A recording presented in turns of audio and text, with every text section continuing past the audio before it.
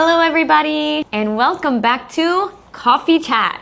Last episode we talked about how we met. We were long distance for a year and suddenly we were like, let's move in together. That was crazy. I missed you so much. I just wanted to be by you 24/7 after that. And also we were very poor too. We cannot afford two houses to rent. Wow.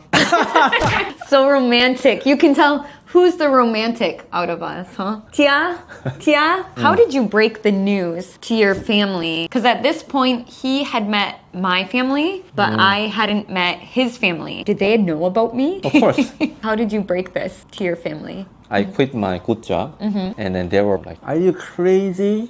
And They were shocked. I think my mom was a little sad actually because like my job that I got in New York was really low pay. She probably worried a lot. Yeah, I don't have any relatives or family there. That's an appropriate response from a parent. So I think after that, my parents thought I'm just crazy son. Whatever you do, you do you. I don't think they really care about that too much. What did they think when they heard of me? Were they kind of like, this American girl is like taking our son. He had a good job and now this dang American girl is like ruining all of that. But then it's a really funny part. One of our aunt is really good at fortune telling. Kind of. She always said that I need to go abroad to be successful. And then when my aunt heard this news, my aunt told my mom, that's a good thing. It's a really good thing. Good job, you gotta cheer for your son. He's young, ambitious. And then when my aunt heard that I'm dating you, she said, that's even better. Thank you, Auntie. That's so funny. Your parents are so chill because thinking if I'm a parent and then my son or daughter has a boyfriend or girlfriend on the other side of the world that I've never met, and then they're like, oh, I'm quitting my career, moving over there, moving in with them right away, I would be like, are you out of your mind? I think your parents really handled it so well. It sounded like I'm very romantic.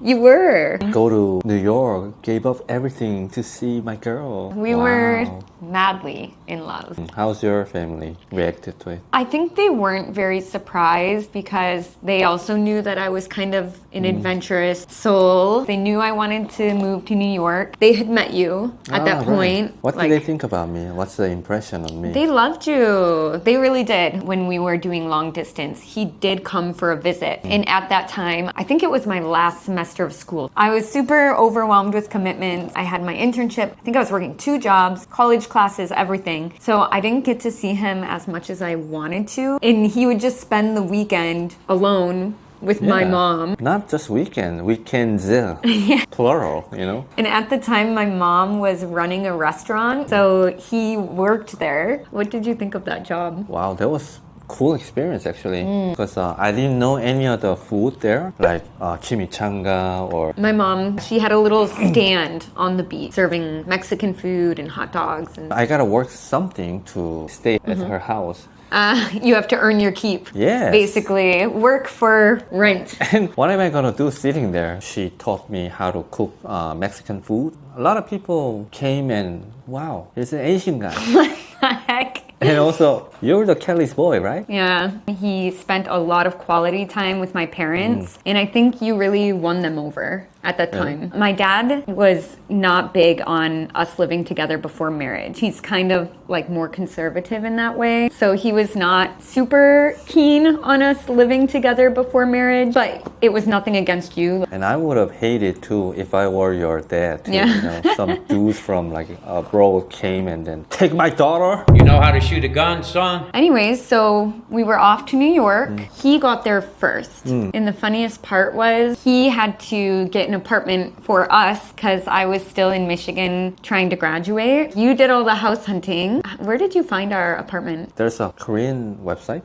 There's a one apartment. I think it was just posted. And then once I saw this is the best deal out of the whole New York City. And then I called and somebody else already got there. And then the landlord kind of liked me more. Oh, you put on the charm? So I said, sir, I mostly work. I don't smoke. I don't have a pen. Wow. So I got it, like an interview. So we lived in Queens, and the rent was actually quite cheap. $900. $900 per month, and it was a 1-bedroom. At that time, we were really poor though. When we think about how broke we were in New York, he reminds me of this story every Christmas. You tell the story. I was working at a job which is only $1,500 is my salary. And then after paying $900, $600 left. And we need to still eat grocery and everything. You know, like we were trying to like really be budget.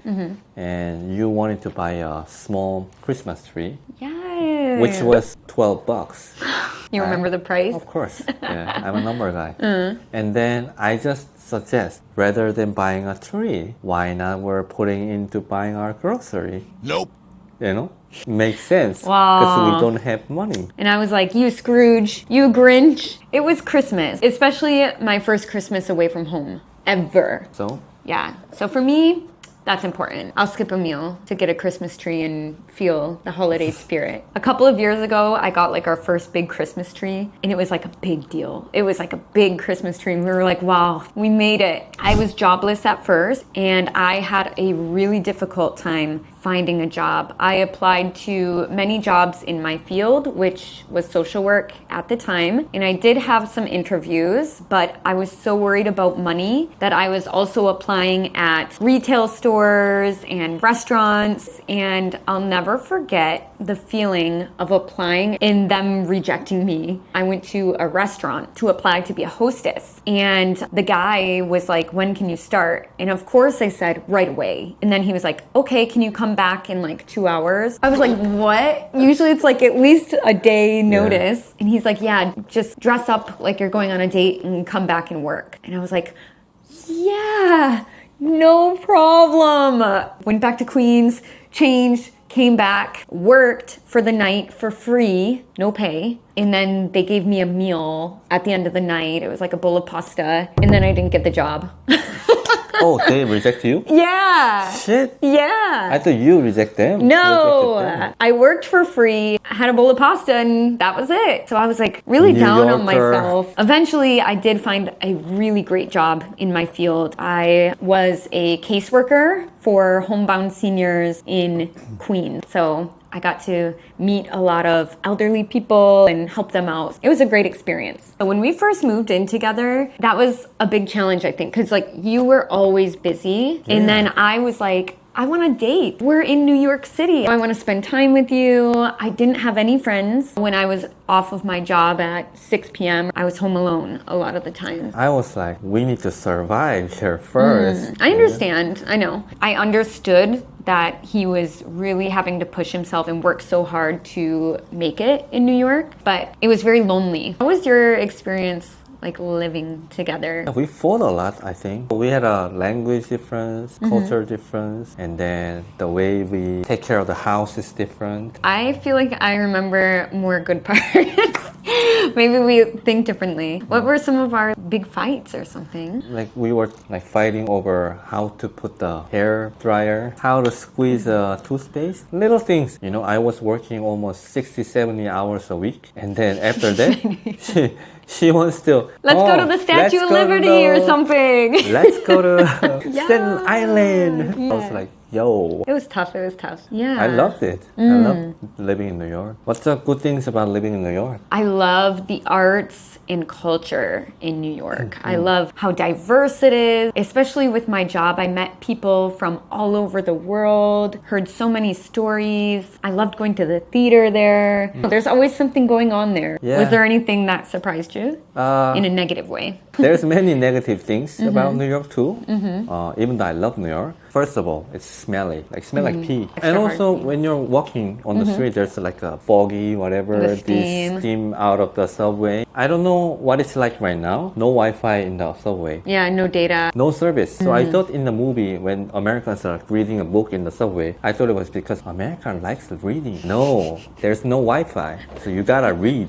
That's so funny. On the Times Square, there's a bunch of people trying to take a photo with you. Here's a Scam signed CD. artists. Scam artists. Yo, $10.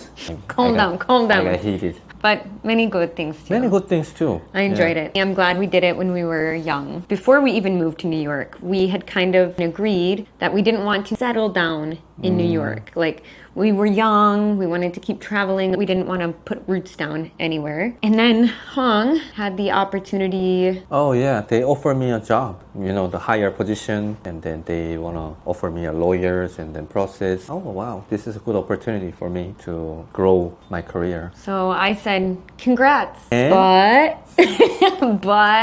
I don't want to settle down yet. I love New York, but I want to go somewhere else. Specifically, I want to go to Korea. I was like, what the heck? I still had the same mindset from when we first arrived. I wasn't ready to just live forever in New York. And at that point, we had been dating for almost 2 years probably, and I still hadn't met his family, which for me, as an American, that's crazy because you meet families pretty quickly. So like, he had experienced American life and American culture. He met the American family. But for me, I didn't know anything about Korean culture, didn't meet the Korean family. So I was like, if we're serious as a couple, I also need to like know where you're from and learn your culture. So we had a lot of talks about what we're gonna do and what was the right move. And we decided to forget the visa at that point, and let's go to Korea and just travel here for like 2 months. let's get him the full American experience. We did a road trip across the US. I was interviewing for jobs and planning our life in Korea, but So basically we were living at the back of the car for 2 months. like chabak. We were in my dad's minivan Yes. going from Michigan to California and back. Maybe we can share about that more in a future episode. We have a lot of funny stories from that. Hong crashed my dad's car. Damn. You know how to shoot a gun, son? It was fun. For you. If you want to keep learning from natural conversation, stay tuned for more episodes of Coffee Chat. We will see you next time, everybody. Bye. Bye.